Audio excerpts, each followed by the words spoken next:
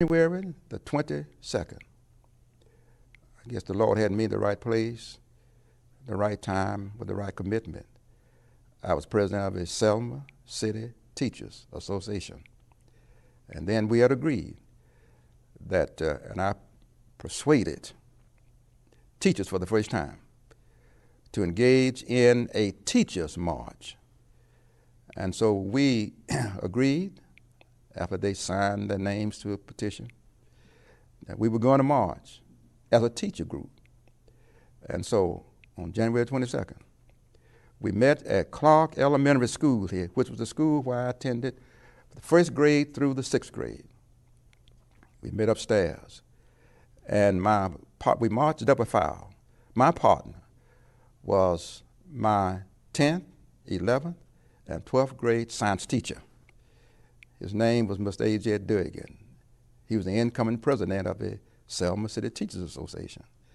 And we led that march, teachers, for the first time in the United States, coming down the steps of Clark Elementary School, down Lawn Street, down to Alabama Avenue, down to the courthouse. Teachers, for the first time. Getting down to the county courthouse, that was standing next to the steps, the superintendent of education, the chairman of the board of education, to persuade me, because I was a teacher, to take the teachers back to the school because we had made a point, and that no longer should we try to pursue that right from that particular point. And I told them we had a right to be at the county courthouse. It was our courthouse. We were not backing down from our right to be there. And I asked the superintendent and the chairman of the board, who signed my check, to step aside. We went up those steps. Jim Clark had his deputies across the door, and he indicated that we were trying to make a mockery out of his courthouse. And we indicated to him that that was our courthouse also.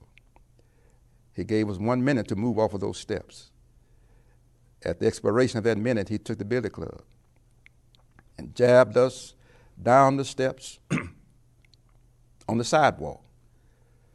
And my partner, Mr. A.J. Durgan, who, as I said, was my teacher, he was not quite used to that stuff like I was. And he asked me on the ground, he said, "What shall we do?"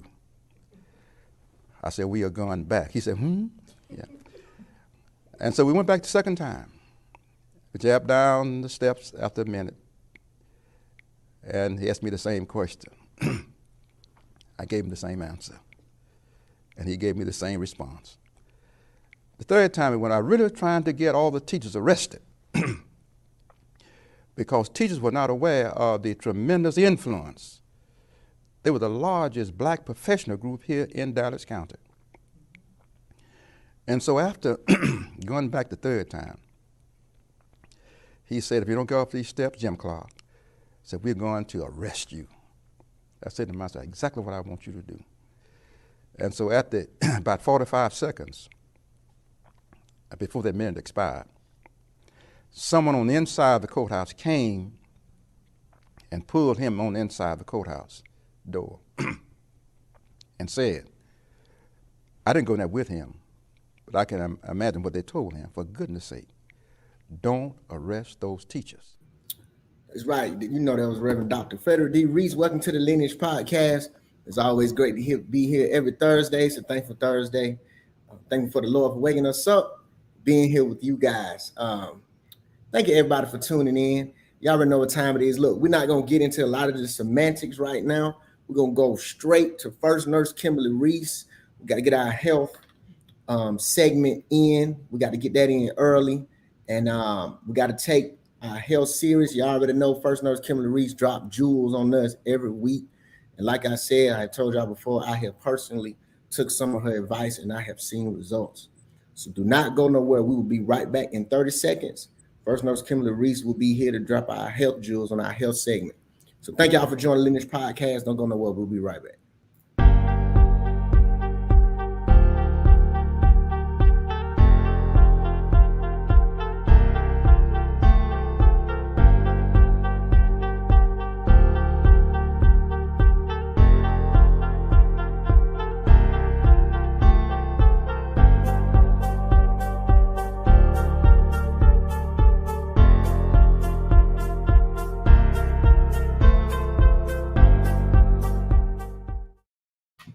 Hello, What's everyone. going on?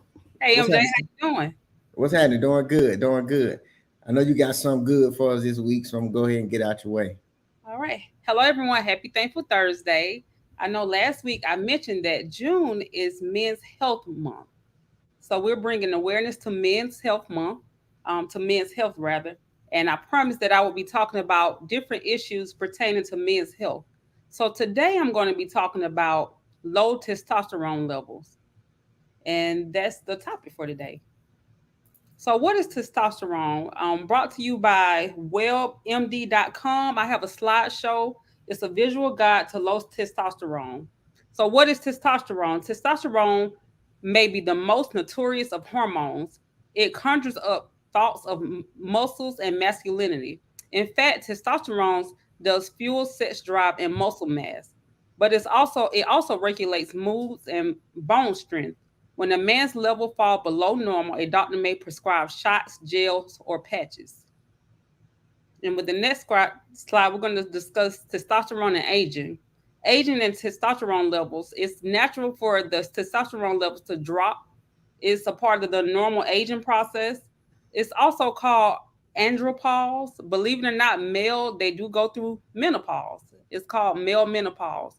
For many men, this doesn't cause any significant problems or symptoms, but for others, they may notice a decline in muscle mass, depression, and less interest in having sex.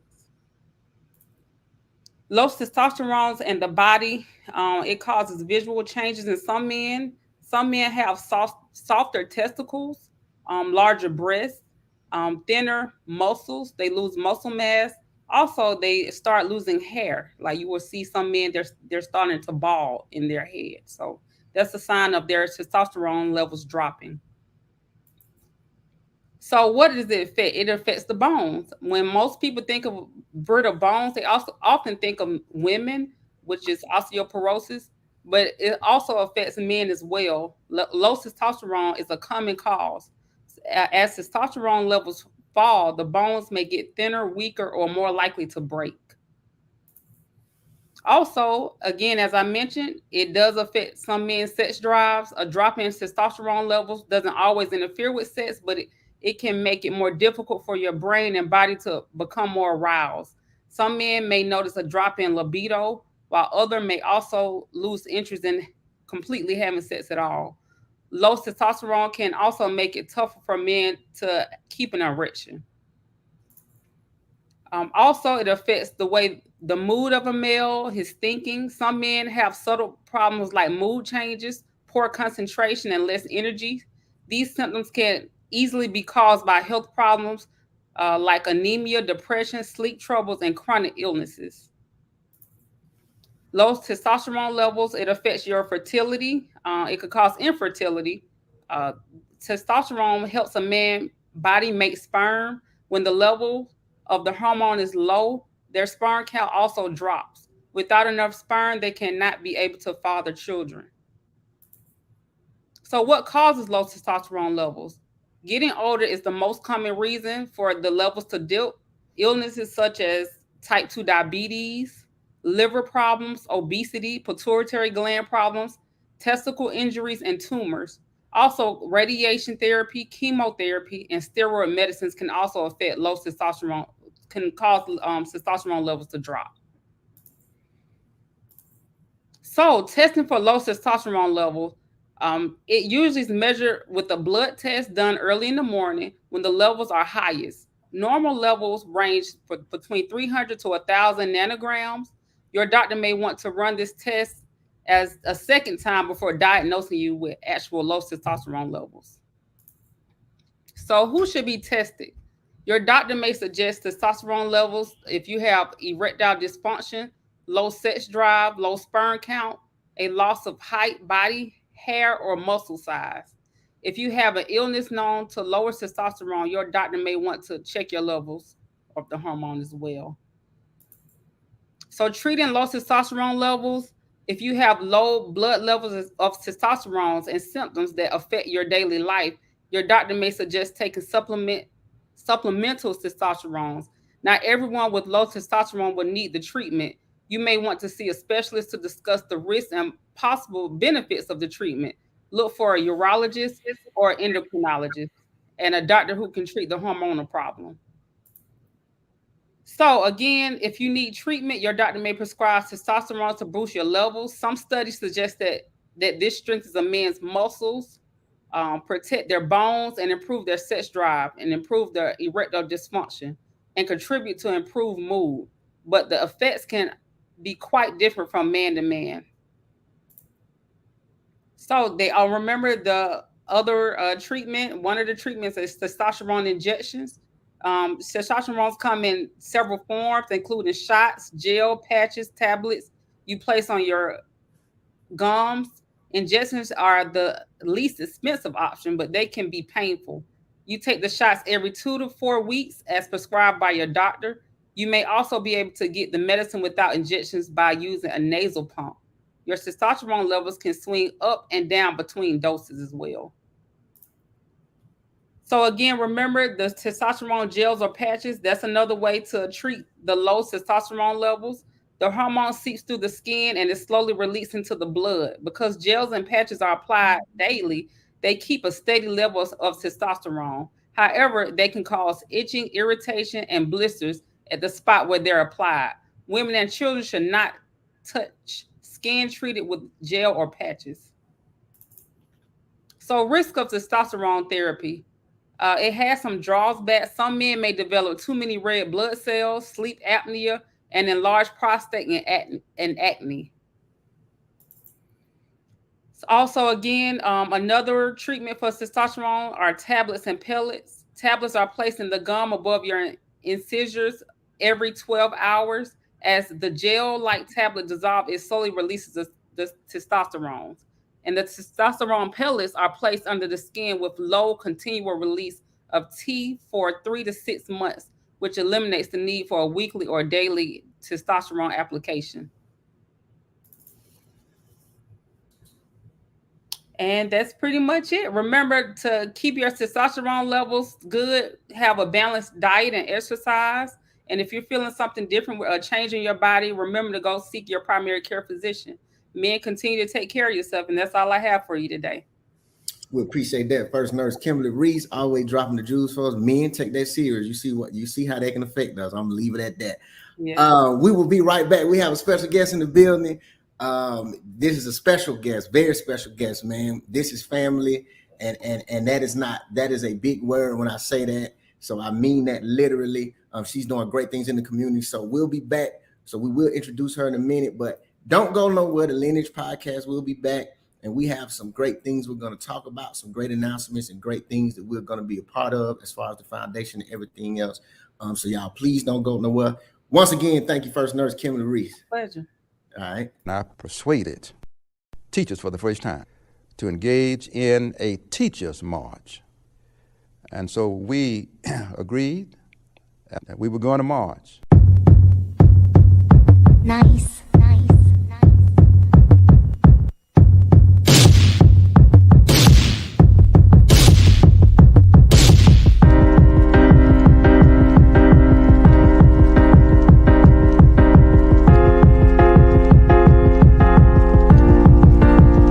We'll stand strong.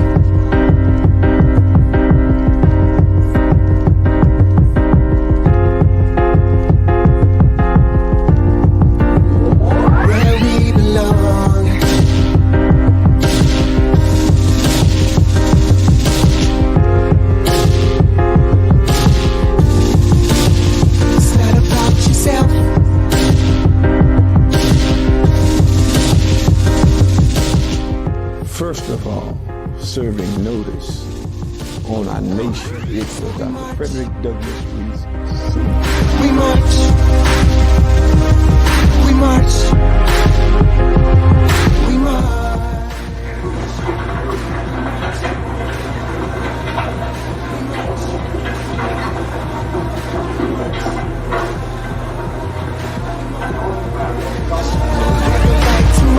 He said, what shall we do? I said, we are going back. He said, yeah.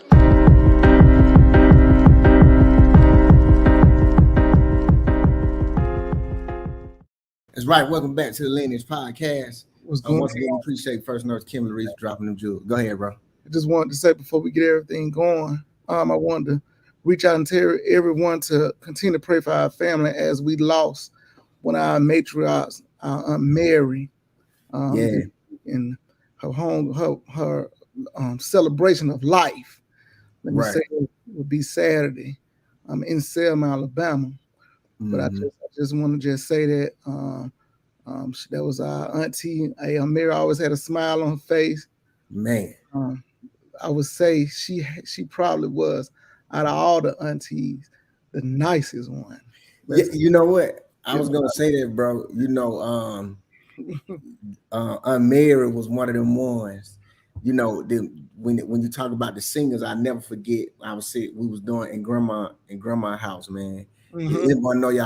Anybody know about the shotgun house? Y'all already know what that is. That means you come through the front door, you can literally shoot a bullet and it'll hit the back. That's right. It'll hit the back of the house. But anyway, these sisters, including Aunt Mary and my mother, Aunt Jackie, Aunt Peg, and Mama Lois, and you know, those were the ones that every time they would get up there and sing, they would inspire me. Mhm. And so, you know, Mary was always that one with that soprano, boy. She sir. boy, that thing was solid, wasn't it? But you're right. She always had a smile, man. Mary was the one. And when you said that, and it been clicking in my head this whole week. Like, what am I going to remember Mary for? No matter what was going on, Right. I always seen her with a smile, man. Always with a smile, man. So yeah, rest in peace, Aunt Mary. That's right. You know, we love you. We're gonna miss you. We know you're in a better place, though. We know how this works. We are strong believers in the Most High. So we understand this is part of life, man. You know, it's a tough part. That's right. But it's a part of life, and when your faith is strong, you understand that that as long as and Amir was a believer, so we already know what time it is. Right. So we know she's in a better place. So it makes the family a little bit at ease, but at the same time, we are human. That's right. You know what I'm saying? Mhm. So yeah, we definitely gonna miss Amir. Before we bring our guests on, y'all already know what time it is. If you do not have the book Selma's Self-Sacrifice, you need to go get that. It is the autobiography of the Reverend Dr. Frederick D. Reese. Who is he? The man that was the chief orchestrator of the voting rights movement and getting Dr. King and John Lewis to Selma, Alabama to assist in the voting rights. Say chess, boy. The truth.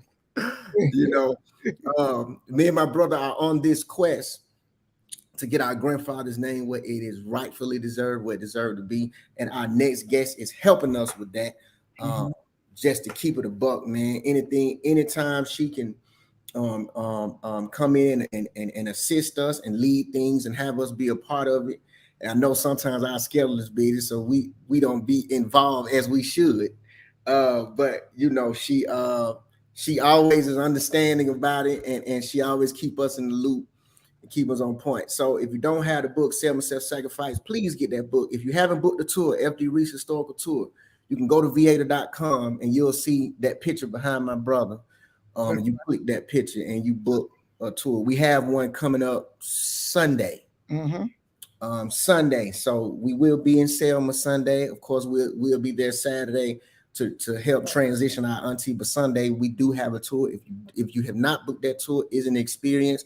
If I do say so myself, it's an unorthodox tour, but you will get knowledge that you have never heard in any textbook. Any teacher will not teach you this. So please book that tour. We have a lot of other things coming up, but I ain't gonna announce them right now because we have a special guest. And we're gonna roll right into this special guest. We're not gonna even take another commercial break. This is LaDonna Hampton. Now, let me put her name up there. I didn't even know what title to give her, y'all. This is, I'm gonna say this. This is put a ticket down there. Because she does so much. You know, when a person do so much, it's hard to put a title. So I'll read a little bit of her bio. This is just a percentage.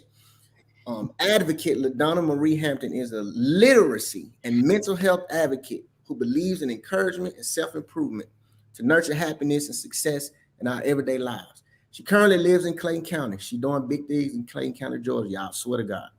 Where she finds fulfillment working closely with the public as a library youth service assistant for Clayton County Library System.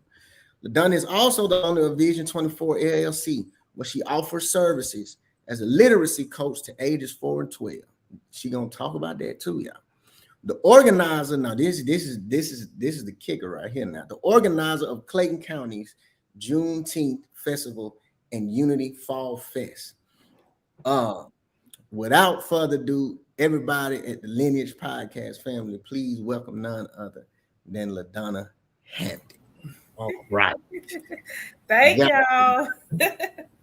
Hey, Like- family, what's up? What's happening? Hold on. Hold on, Alan, before you go. I got to put this up there because I don't want to forget. Listen, y'all. Y'all know what Juneteenth is about. Y'all know what time it is.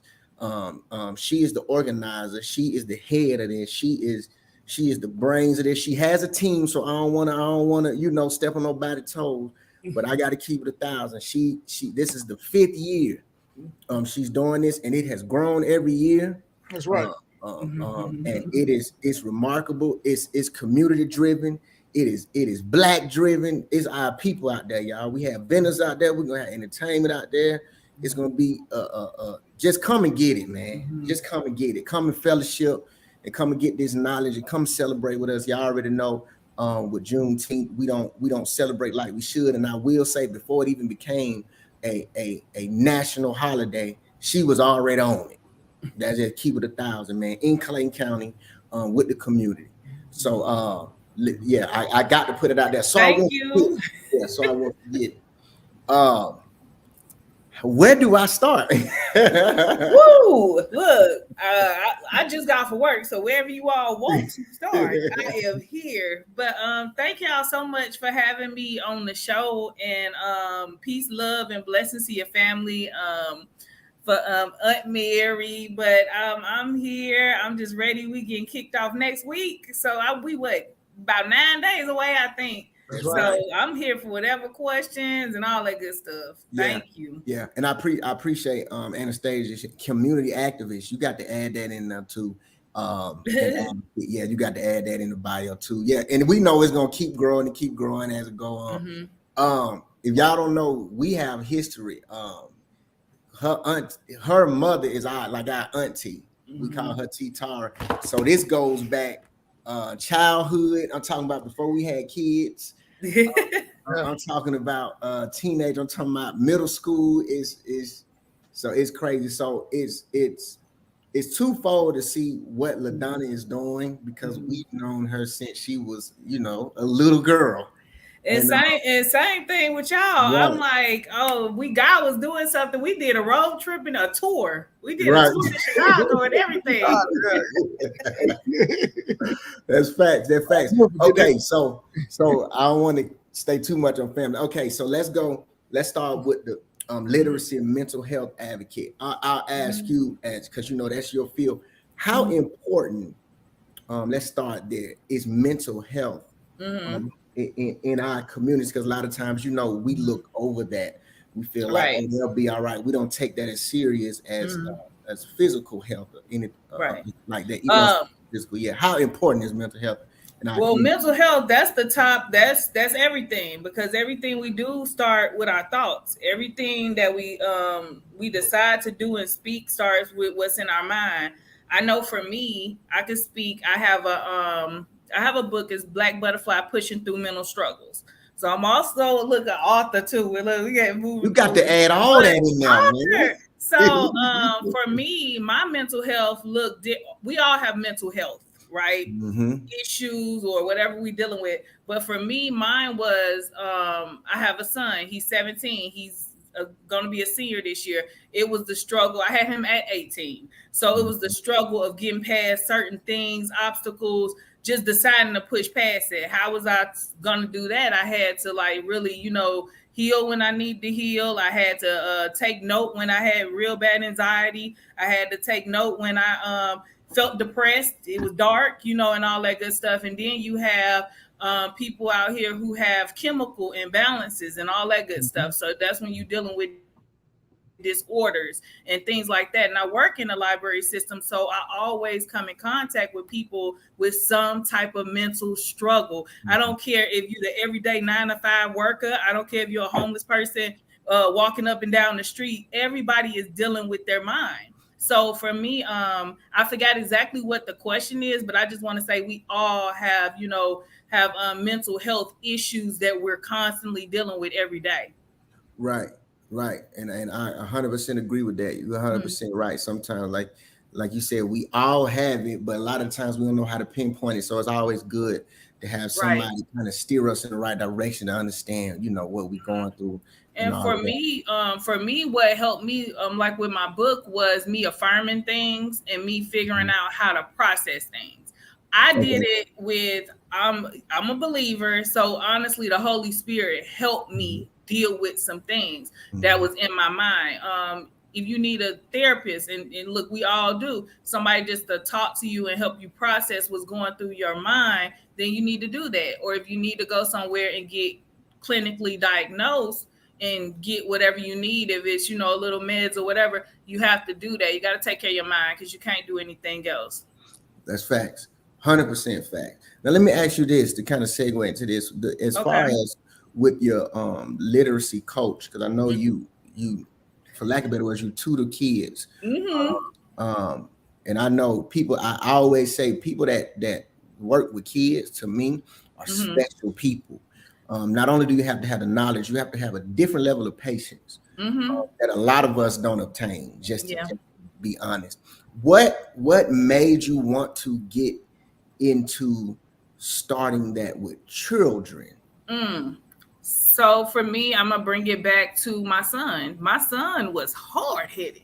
He was very challenging. And I figured out I had to do things different with him. I was just that type of mama that wanted to, structure and raise him a certain way. So I had to really hone into him first. So he's my first reason I started. And he was having some disparities. My tutoring service, the literacy part, is with reading and development. So he was having disparities with reading.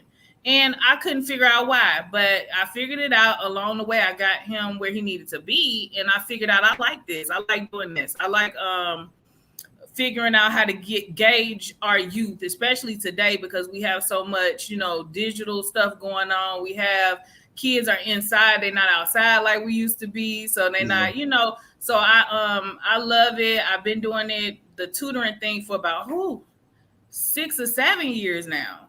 And it's been going very well. I've been able to help probably over about 40 kids get to where they need to be. And it's a blessing, but it started with my baby. It started with my son, be honest with you. A lot of the times that's what happens. It starts at home and our passion develops from there. And then, but it also takes an unselfish person to reach out to the community to understand, hey, it can be other children, going through this, and other parents that may be discouraged like me, because sometimes they can be hard. When you have a child that you feel like the learning curve is a little more difficult. So and some things, and I always say some things, like with my son, I had to get somebody else outside of myself. My dad, he actually is that other piece for me, but sometimes, when it's your kid, they don't want it. You got to get somebody else outside of you to kind of wheel them in. But I love it. I have patience. So where a parent wouldn't have patience, because a lot of what I do with my kids is what any parent can do. But you know how it is when you work and you already frustrated. You know the potential in your child, and they don't want to show up. So you got to get a coach or somebody in there. So I'm like that middle point for people. Right. Let me ask you this: going into the Juneteenth, the Juneteenth festival and Unity Fest, what made you, because this is the 5th year for our listeners, this is the 5th annual year that LaDonna has spearheaded this. She really got it out the mud with this. What made you want to do it? Because like I said in your intro, you started this before it became, for lack of a better word, before it got more attention as far as the celebration side of it. What made you want to do it before it really started to take I'm listening. fire? I'm sorry. Go ahead. Okay, so I like to read, and I was reading something one day, and it brought up the Juneteenth, what it was all about, and how it took 2 years for, it was in Galveston, Texas. It took 2 years for the people to know that they were really free. Now I have my personal beliefs about life, and I believe that a lot of things and situations that we face as our people is because we don't know. When you don't know, you just go in ignorance. So I said, oh, this would be cool to like maybe do in the community, like a festival or something like that. So I just kind of just thought about it for a while, and I was like, you know what, everybody always talk about civic engagement. It's hard to be involved in your community and all that good stuff. So I just decided, like, we have enough. I didn't at the time, like you said, we got this out the mud. I didn't have a whole bunch of funds or anything in the bank to just put this whole extravaganza together. I was like, hey, we all put our coins together. We all can book and rent this park out. We all can have all the resources and all in the same area and get what we need instead of complaining. And that's what I did the first year. It turned out wonderful. We did it again the second year. It turned out wonderful again. And I will say, y'all been with me all 5 years. So although this is the 5th year that we doing this, you all did this. We did this, because it's people like y'all who just believed in and supporting and came out and felt like we needed something positive to do in the community. So for me, it just got started with a thought, with me reading on something, being interested in it. And then also I just got this thing, like with my books, I just challenged myself to do what goes against the grain a little bit. So I did it, and it's turning out great. This year, we're actually partnering with the city of Jonesboro. That's right. That's right. They've been letting me get the park, and this year they like, we wanted to get into the festivities. I'm like, let's do it. So I'm excited. I'm thankful that we stay consistent. That's right. Yeah. 100%. Rolando Sweat said, knowledge is the key. Good job, guys. 100%. I'll ask you this: because I've seen it firsthand to my listeners, and I know LaDonna, she'll probably be humble in this in this particular situation, but I've seen it grow from year 1 to 5. This is one of the things that I've seen grow really quickly. A lot of businesses, everybody that has started businesses know that the first 5 years are the toughest years. That's right. That is what it is. But the growth with this festival has been amazing. Are you happy with the growth, and what do you want to see it eventually lead to? So to be completely honest, I'm at a point, at that 5-year point, I feel like I've done what I needed to do with the Juneteenth thing. I feel like not that we can continue to do it, but I feel like, hey, I was a part of a movement, and with 2 years ago, it became nationalized. So you already know everybody gonna capitalize off of everything about it, but that's wonderful. Something new is going on. My whole thing is I'm a visionary. So what we know what happened in the past, we know what we can do. So what we doing going on to the future. That's So for me, I'm at that crossroad at that point, and I think it's in due time and beautiful that it's so much collaboration happening this year, and a whole city is actually involved back in this particular festival, because festivals going on everywhere now. So it's a blessing. That's and like you said, the humility, I'm humble. I don't take it lightly. And I just always try to keep in mind to just always do it from what it was about. It's not about money. It's not all about money, even though we'll get on that a little later if y'all want to, because economics is very, very important. But the heart of the matter, what it's really about, is bringing us together and knowing that we don't have to keep begging people to do stuff for us, that we can do for ourselves, and we got everything we need within us and with each other.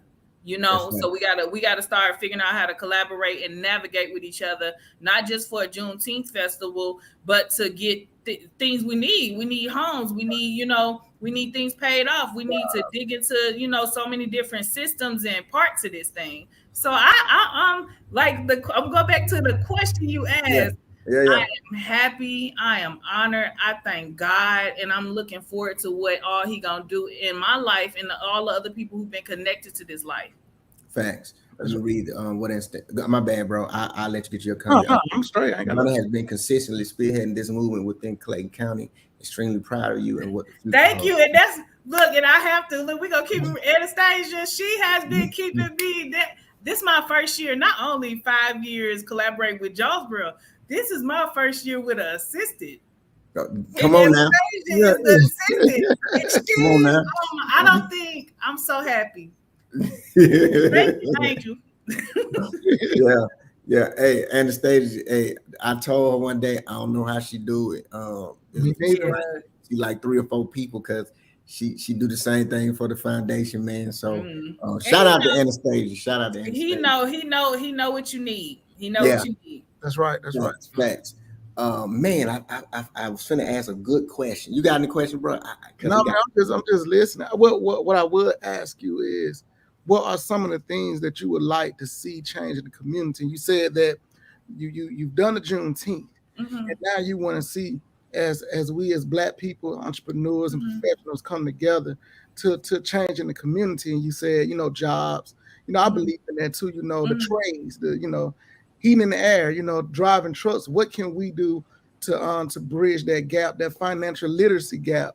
The community that can stem from Juneteenth is a gateway. This festival is a gateway for a bigger cause. Right. You know what I'm saying? Well, for me, since I work for our county, I work for the library system in the county. And so I'm working with people every day on all walks of life. That's leaders, that's, people who have things they need, necessities and all that good stuff. And a lot of stuff with us, it's a lot of bureaucracy. So it's a lot of red tape. So a lot of things that people have access to, they people or government entity, whatever you want to call it, it make people feel like they don't have access to it. That's but right. You do. And you just got to believe in yourself. It took me, honestly, things for me until I decided to write my own book to say you can be who you want to be. You can be an author. And you don't owe nobody no explanation of why you need to be that. I think that within our community is this thing where we're pitted against each other, or sometimes we kind of just act like we're really like blind slaves. I hate to say it sometimes. Right. We just look how much we can do. So I don't know if I'm answering that, exactly to the point of what you're probably looking for, but I just I would say that we just need, our mindsets need to get to the point where we understand that we can collaborate and navigate with each other without taking from each other. That's and without playing games with each other, because it's a bunch of games that get played. And I'm gonna just be honest about it. It is. Yeah. We don't like giving out the information how we can help each other for free. So if I'm in a crossroad and I'm trying to get some information how I can level up, where can I find the $5,000 to go to this particular convention to learn? When you have the information, we talk about reparations. Discipline. I'm gonna say discipline. A lot of people, what we see, what's going on in the world now, what's going on is that you see something and you think you're supposed to have it right then and there. You just said this is 5 years. Right. This is 5 years. I haven't gotten a big substantial whatever off of this, but this is being consistent. And this is how it's getting paid off. So if you're consistent, not just on a level of planning a festival, but on a level of getting your finances in order, or getting your spirit in order, checking yourself, how you deliver to people, how you deal with people, because all the relationships, what I believe and what I know now is all the relationships that I do have is because I've been working on personal development, working on how to connect with people. Your ideas might be different from mine. You might not think how I think. Your way might be different from my way. And as with our people, we have to understand it's not just like one way. Everybody's story to how they get successful, how they get a home, or how they get things paid off, or get their kids tuitions paid for, their journeys are different. We have to learn how to respect each other's journeys and believe who we are and who God put us on this earth to be. Now, if you think that something just gonna fall in your lap, you are mistaken, because you got to work for it. And it's not about, it's, you know, I can go and keep going into that, but it's just basically you got to buckle down and you got to work for it and you got to look for it and you got to trust God. A lot of faith come with it too. Yeah. So it's not one, if not even one answer to that question, if that makes sense. Fact. No, that's fact. And the statement says, stronger together, we have to keep that mindset and not be afraid to work for it consistently without the thought process of entitlement of what another person has in that moment. That's 100%. I know sometimes it can get hard working with us, man. Let's just keep it 1,000.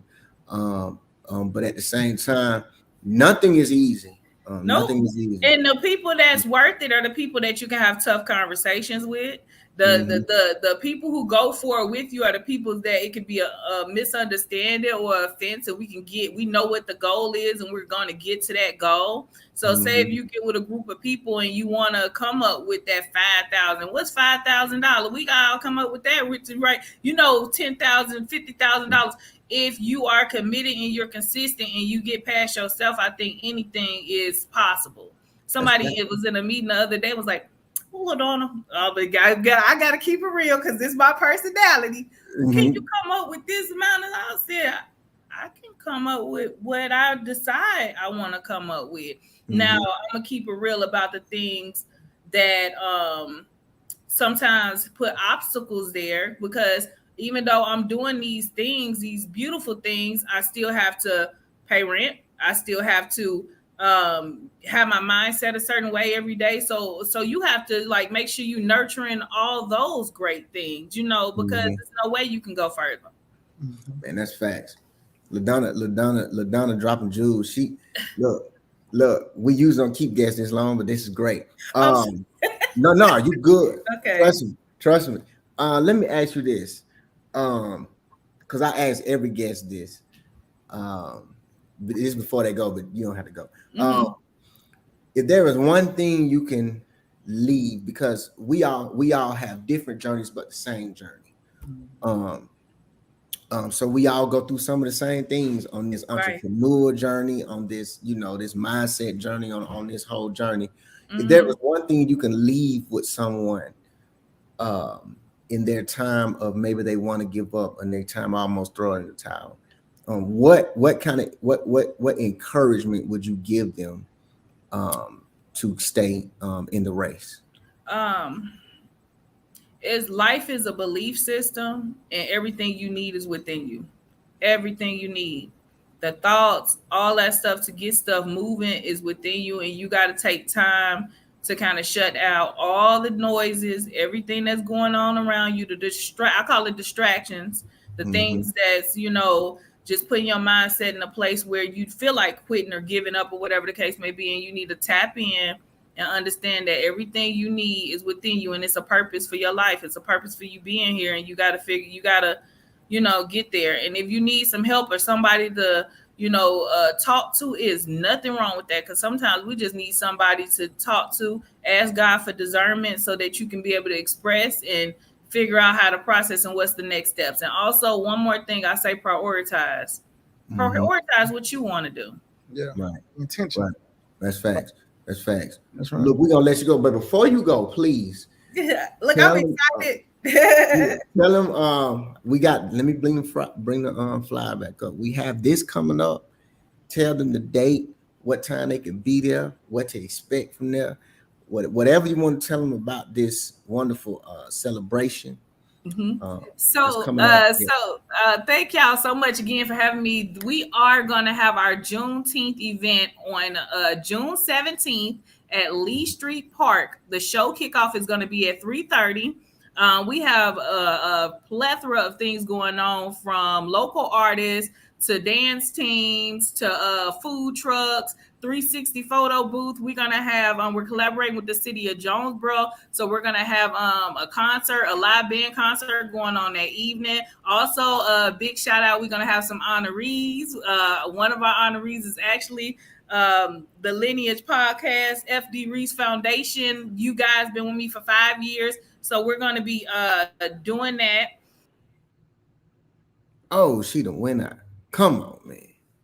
Boy, she was spreading the gospel too. She was rolling, man.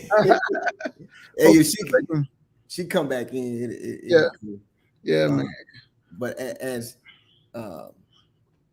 we keep rolling, yeah, y'all come out to the Juneteenth celebration, man. It's phenomenal. It is. Some of the things she just said, man, was you can tell it's growing. It is. It's growing. Like she said, be consistent, man. People won't. It says overnight. That's right. Happen. Right. And also, man, just to kind of piggyback on some of the conversation. There she go. Hold on. Let her finish spreading the gospel. Yeah, finish that up. I cannot stand the technical difficulties, so y'all know y'all need to come out to that park. So it's June 17th. Lee Street Park, Jonesboro, Georgia. Google my name, it should pop up. But we're gonna be honoring the guys, like I said, and your honoree starts at about 5:45. If some of y'all don't want to come see me, come see Marvin Allen, please.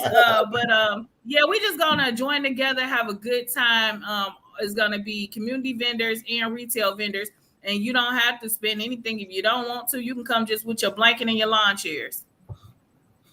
Okay, look, we appreciate you, cuz we already know what time it is. Thank y'all so much. Social media. Give us social media. So social media, you can go to at Juneteenth Clayton County, that's for IG, and you can go to Juneteenth Freedom Festival, that is on Facebook. And once again, my name is LaDonna Hampton. You can follow me on Facebook as well. All right, we appreciate you, cuz, and we're gonna have to beef that volume up. Activist, author, we're gonna have to beef that on up. We appreciate everything you do. You know we love you. We always got you. Okay, love y'all too, and y'all take care. I'll see y'all in a week or so. Okay, all right. Then. Okay, all right. Take care. Yeah, man, that's it's great. That's great. We're talking about embracing Black culture, man, and that's one of the definitions of it. LaDonna, she had a vision, man. She saw it through, and it is a well-oiled machine now. So we got to take a hats off. If y'all don't believe us, just come witness it, man. I would like to see a lot of white people out there. Yeah, bring them on out there. The reason I say that, I know people say, well, Allen, it's not about race. No, I'm not saying it's about race. You know, if we talk about we live in America, where all people are, we should learn about each other's culture. That's fact. You know, we celebrate 4th of July and, all the different days that has been created in this country. Well, let's let it come out here and join us. Yeah, come on. Conversation has to be had.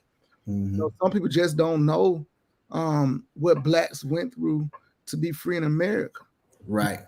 Some Blacks don't know, MJ. And by us being at Juneteenth, and then what we're doing is telling the story of Juneteenth. This just not a place you just get some polar sauces and think you're not going to get educated. You're going to get educated on why we're celebrating this and what happened and what you can do to help move us forward. Right. You don't have to be Black to help Black folks move forward. You have to have a heart to want Black people to move forward. Right. You know what I'm saying? Exactly. I'm calling that's everybody. Come on out here to Clayton County, out Lee Street. Yeah. 17. Yeah, swing by. Come get this. Come get this Blackness. Come get this education, this information, and just fellowship, man. Sometimes, like you say, conversations is needed on both sides. They don't. A lot of people are ignorant to really what has happened and what's going on. That's right. So, we got to start there by educating people and putting the information out there, having conversations. And like I said, LaDonna was the one, before it got, commercialized, for lack of better words. That's right. Yeah, she was out the mud with it, we talk about the future. It's like a lot of people don't realize the boring topics are the topics that help change your life and your circumstances. You know what I'm saying? When you can go anywhere and turn up, but then when you start saying, you know what, I'm gonna learn financial literacy, then you start yawning. You get sleepy. If I want to read the Bible, I start yawning and getting sleepy because you got to learn to understand that the boring top is the top is to freedom. You know what I'm saying? So, Right. you know, we got to get out of this mindset that everything has to be fun. You know what I'm saying? You need to be upbeat about it. You know what I'm saying? A lot of us want to be entertained instead of informed. But because think about it, bro. Even with Granddad, and when Granddad used to sit at that table, and we knew them sermons was coming. Boy, it would come in. We knew they were coming. We was like, here you go. But now, if you look at it, those are the principles that we apply to our lives. Man, we hold them tight on a daily basis, man. Man. And you know, then we didn't know what Granddaddy was saying because a lot of the times we weren't in a particular point in our life. But as you keep, like my dad always say, keep living. That's right. As you keep living, right? Keep living, man. You understand, you know, how important those words were to you. You know, yeah, man. Another thing I'll talk about. A lot of people. I share some of the insight that the foundation is doing. We're talking to a particular House representative in the state of Georgia, and I'm gonna be coming to a couple in Alabama to implement this. We want to change within the states the way they select jury duty. How states can change it, reform it. We always talk about reform. What does police reform? What does justice reform look like? And a lot of times they don't like, you know, they think we just look at the big picture. Well, let's piece it apart. You know what I'm saying? And one of the things we're discussing that in jury duty, Black people don't have the financial backing to keep missing jury, to miss work to go to jury duty and get paid that $25. So what can we do to change if it's a 300 gap between white wealth and Black wealth? How is it that you expecting Black people to come and get $25 when they make $300 a day at their job to serve their civic duty? What they're gonna do, that could be detrimental to their household. So what can we do to reform this, to bring that money, to give them more money, to so they will show up and don't throw that summon away, so it can be fair. You know what I'm saying? Right. And reform, and those some of the things we'll talk about during Juneteenth celebration that I think a lot of whites who don't understand what we're talking about can see. Right. You know what I'm saying? So yeah, man, that's and you know me, a little bit of that I think is done by design a little bit, just to be honest. They want to keep us out of jury duty. So it's a little twofold. Like you say, if I make $300 a day, you trying to pay me $25 for one day. No, why don't you give me a voucher that I take to my job? Right. Whatever my hourly wage is, I give to my job. If I make $20 an hour, I give my job this voucher. I get paid for 8 hours, so that'll be $160. That's right. For 8 hours. And then what you do with that voucher, that company turns that voucher into the state area, and they get a tax break. They get a tax break. All this works. They know how to do it, bro. It works. But now what we're doing, we're going to hold our House of Representatives. Let's start it with the states. That's right. You know what I'm saying? Let's start it with the states that we can start it with. And then what we do as Black people, don't be ignorant. When we get this law written out, you call each and every last one of your House of Representatives and say, look, I want you to vote yes on this bill, or I'm voting you out. Vote you out. Come up. Because it's a serious bill. Correct. Kimberly said she enjoyed LaDonna as a guest. She's a jewel to the community. 100% Kim. And Eddie Wilson said he totally agree. Yeah. Totally agree. Yeah. We don't like having those conversations, man. We bail out. And just like a few followers got out line now and bail out. See, when you had those conversations, you don't want to talk, but then we'll complain, bro. Right. We'll complain. But if we got on here talking about if I had Boosie on here, I had all the Zion Williams with this week. If I had him on here, boy, everybody be woo. We're talking about Zion Williams, and we have 50,000 people on here right now. Yeah. His baby gender. And they can't do nothing to change your life. All the millionaires, they ain't got nothing. They don't really care. Right. We want to talk about something that's gonna change the community. Right. But those are the conversations that you got to have. Remember, we the people form this imperfect union. Right. They had a hard conversation, bro. Yeah, in the Constitution, that's 100% right. Well, guess what? We as black people don't want to have it. Yeah.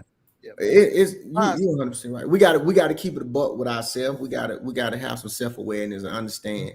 You know, we got to change our mindset and change the conversations that's going on. And then let's be honest, we live in that, bro. Do you know how many people don't want to hear about granddad every week? You know how many people don't want to hear about granddad every day? Oh, You don't. know how many people probably tired of us saying, "Oh, our grandfather was the chief orchestrator of the voting rights movement," and showing these pictures and these artifacts. And But ask, do I care? don't care. You know what I'm saying? Don't care. If it was their granddad, they'll be sharing. But guess the difference between me and them, I'll be applauding them. Right. You know, because So- I think as black people, it's very important for us to share our history. We That's fact. contribute way to America than what America give us credit for. That's 100%. I'm saying 100%. Yeah. 100%, man. So you just got to stay with the work, and like LaDonna said, you got to do the work. Mhm. You can't be scared of the work. Now that's part of it. And don't be scared of them folks who don't like it. Tell them to get off your page, unfollow you. Yeah. Don't turn. One thing about social media, it's your choice to see it or not. Right. You know what I'm saying? My Mhm. thing is, and I tell anybody, if you make shirts, keep showing your shirts.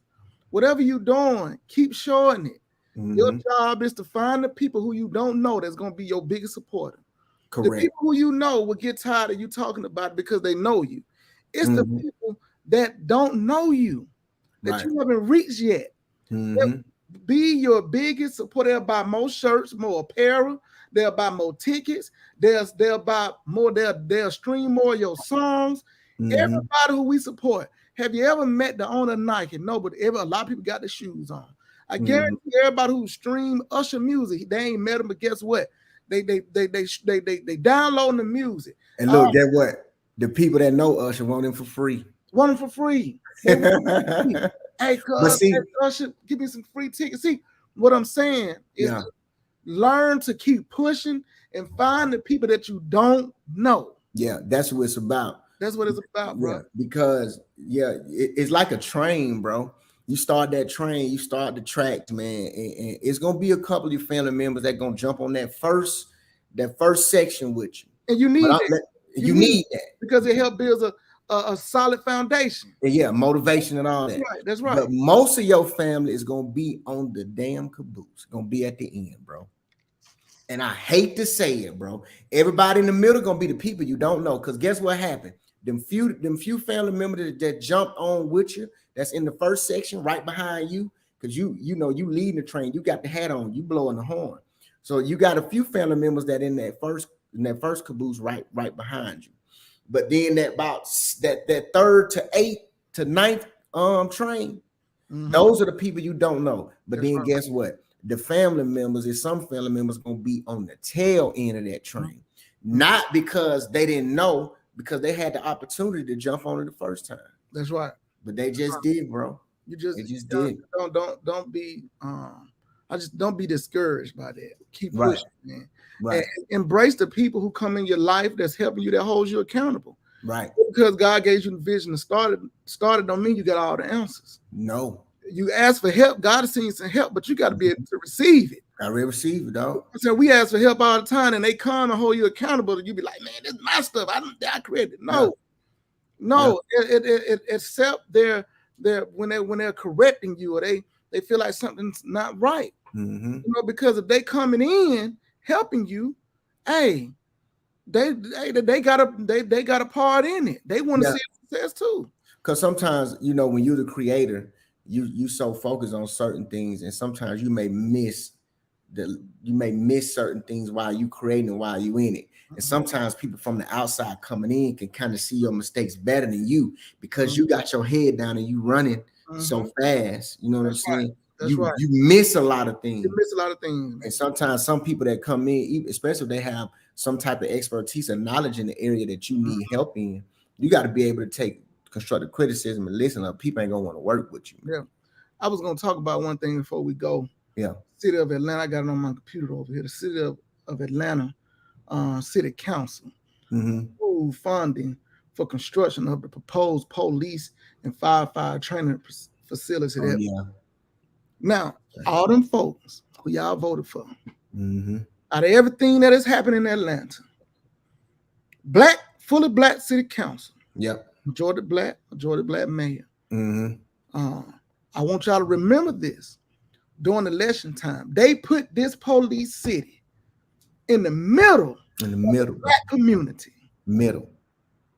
I want y'all hear me what I just said. In the middle of the black community, they put a police training facility that different departments will come and use this facility, and it's gonna be like a militarized training facility.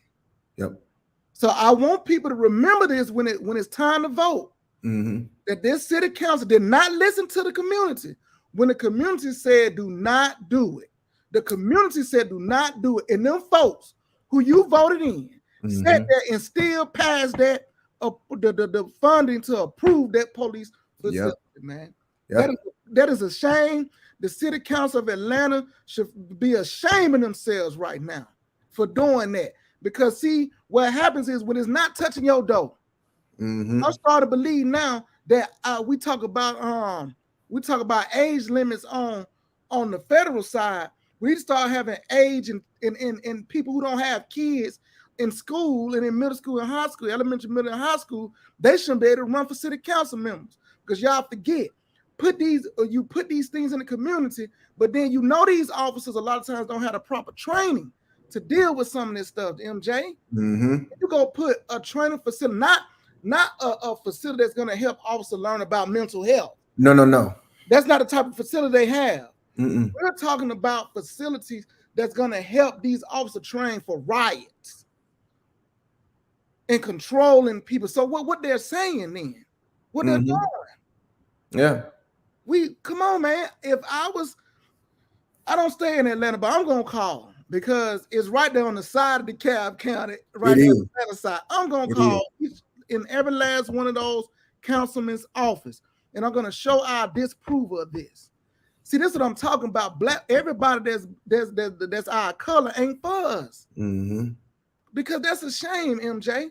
Facts. We put $30 million in the sum. 30 million, but we started closing down after school programs. Right. $30 million. You know what $30 million would do to Ellenwood and Decatur and in Atlanta right there? Come on, man. That's a shame, MJ. Yeah. It's a shame. Everybody get what they want, but the middle and poor class black folks, everybody get what they want. Because they were striking out there and everything, right? They were striking, bro. Yeah. Hey, they were throwing. Hey, I ain't gonna lie, there was some young white folks out there throwing bombs and everything. Yeah. To jail and everything, saying no. Right. But they were fighting for us. Mm-hmm. That facility should not be in the middle of the black community. Atlanta City Council should feel bad when they go home.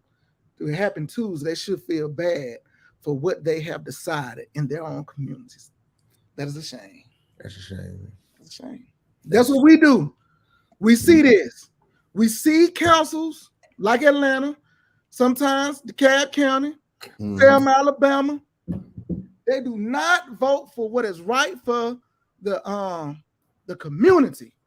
We got to stop allowing folks to sit in these seats, don't do their homework, and do nothing, or do the bare minimum when we can do so much more. Right. We can do so much more. You know, I ain't gonna get on Selma right now. I can say a lot about Selma. Yeah, we can wait right now. I really could, but yeah, we go next week with that. Yeah, I'm gonna come get y'all next week. Go that week. Yeah, please do. Yeah. You know, I put out there. I put out there. I wanted them to come to, and I got to say this. Put out there. And I know one of the council members, Sister Lisa James, was out of town. I put out there. I wanted the city council to come. None of them came to FD Reese Day. I'm gonna put that out there first. The only one that showed up at the house was Mayor Perkins. Mayor Perkins that evening. I would say this: the city council, it's a teaching point in that house in 1566 Marie Foster Street. That I can pull up a city council coming out of the civil rights movement, coming out the voting rights movement in Selma, Alabama, with Joe T. Smithman, the mayor, and you have 4 blacks city council members and 5 white city council members. And it seemed like they did more for the city of Selma than the city council doing now. Yeah, I said it. And that's the truth. And I wanted to show them, I wasn't going to take sides, MJ. I wanted to show the city council a teaching point. I was going to show them a picture and say, you see these folks right here? You see these people? They work together during a time, MJ. We talking about during a time the Ku Klux Klan, you still come in the chambers, having they suited and booted, having their capes and stuff on. And these folks got stuff done in Selma. Where is it now? Right. No one showed up, MJ. It's a circus. Yeah. Now, circus, man. Now, I'm gonna leave it at that. We'll wait the next week. Yeah, I'm gonna leave it at that. Before we go, man, shout out to our parents. Their anniversary. When my anniversary coming out? Is it Sunday? Sunday left. Their anniversary 40 years. We'll have something special for them next week. Yeah, we got to come out. Since everybody being 7, man, we do something. Yeah, we'll dedicate some of the show to them next week. But celebrating 40 years of marriage. Shout out to our mother and father. They are on vacation right now. A marital anniversary turn up. So we gonna wish them well and hope they have some fun. 40 years, man. It's a blessing. It's a blessing to see a couple who is the definition of friendship and love and the struggle.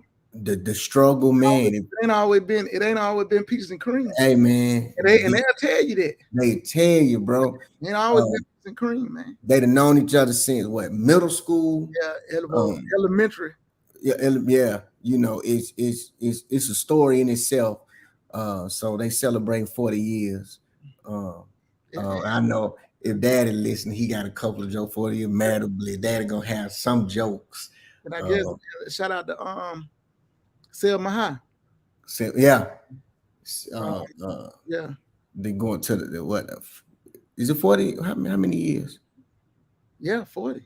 40? Yeah. 40 years. Wow. 40 years. Yeah. My mom graduated from high school and they got married. Yeah. Right now. I said, Daddy had, excuse me, Grandma, Mommy, Daddy had a hell of a night of days because the daddy turned 19 in May. He got married in June. They had me in July. Yeah. So that was those are crazy. So I'll be 40 in July.